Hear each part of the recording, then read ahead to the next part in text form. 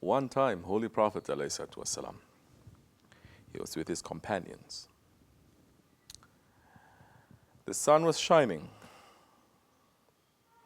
And he says, now, turn around. They turned around.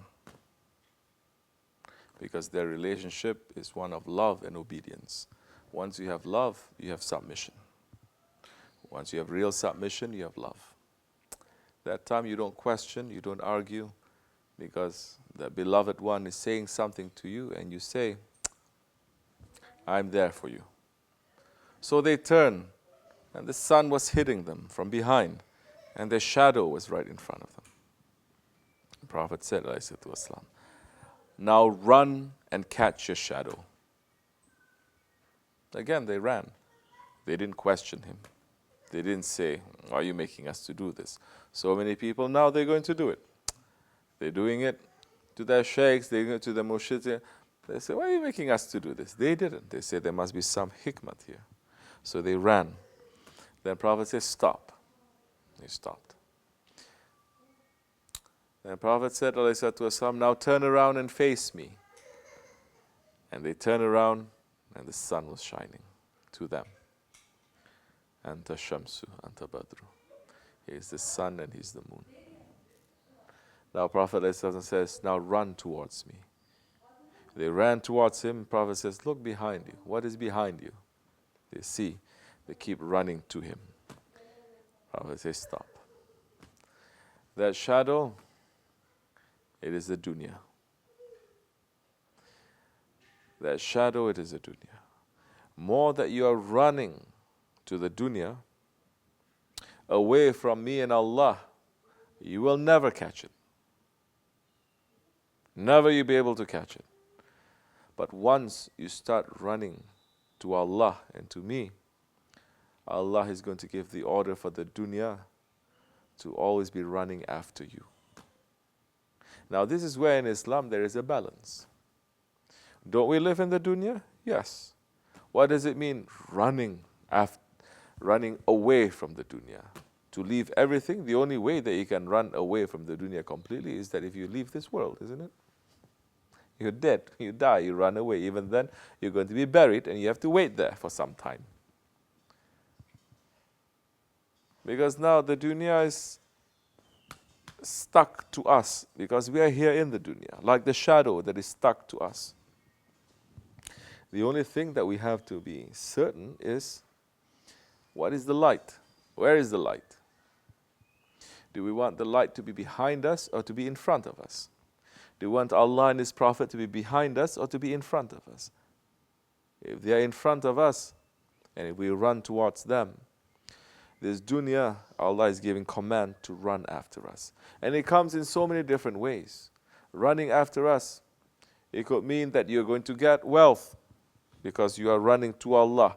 You're not running to the dunya, to the world, for materialist things. You're running to Allah, then that time you may get a lot.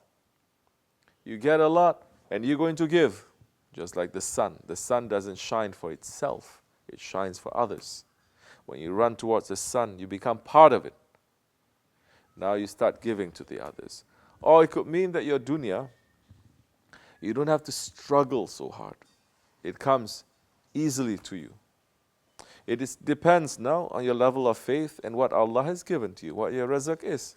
There's so many, with so much material possessions that they have, but never-ending problems they're having. And it's not ease that they're having.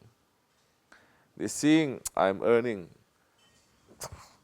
100,000 a year is not enough. 200,000 is not enough. 300,000 is not enough. 500,000 is not enough. So they see at the end, it's still not enough. Why is it not enough? Then there are some who's earning 20,000, and it's enough. There's some earning 100,000, and it's more than enough. They take what is there, and the rest they share, because they say Allah is razak. So now, we are looking to the blessings of the dunya.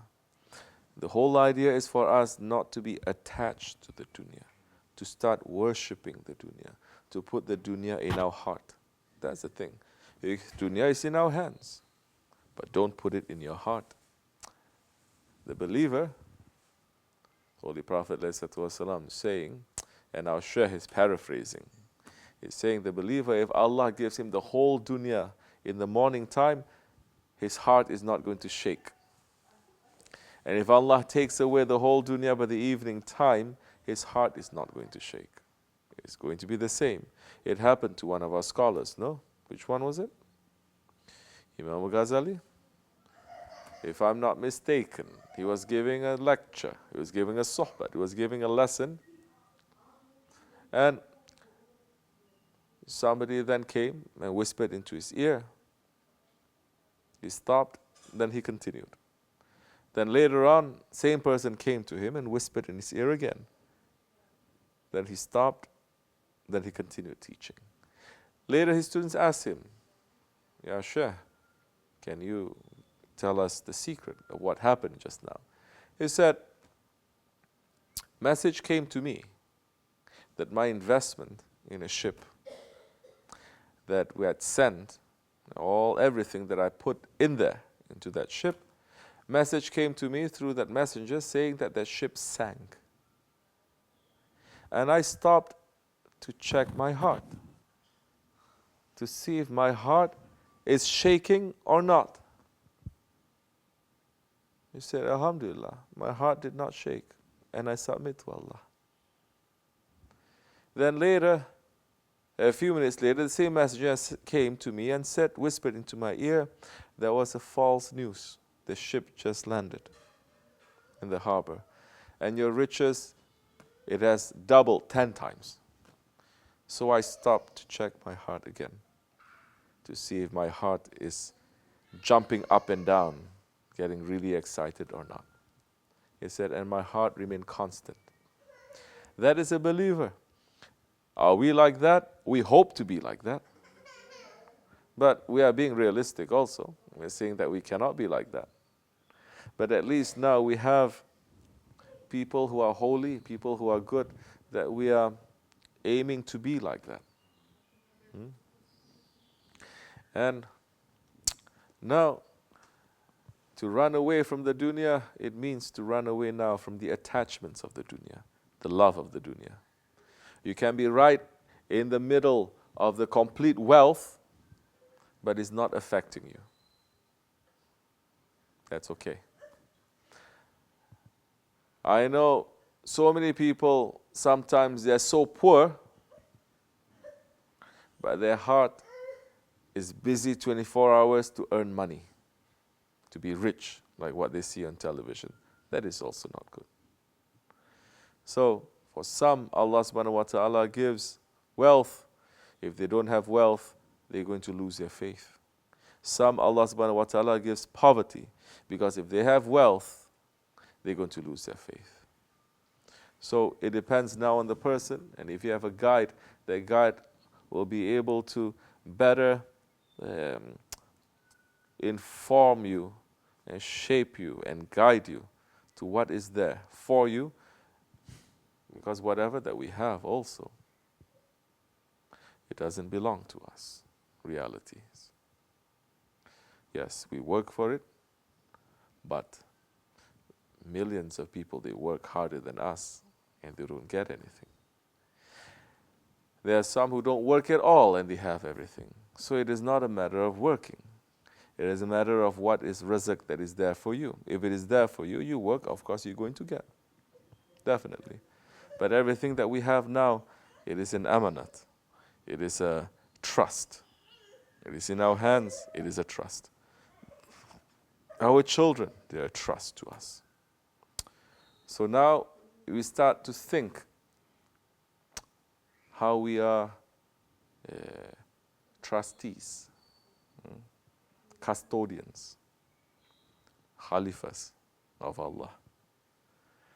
That nothing belongs to us, it all belongs to Allah.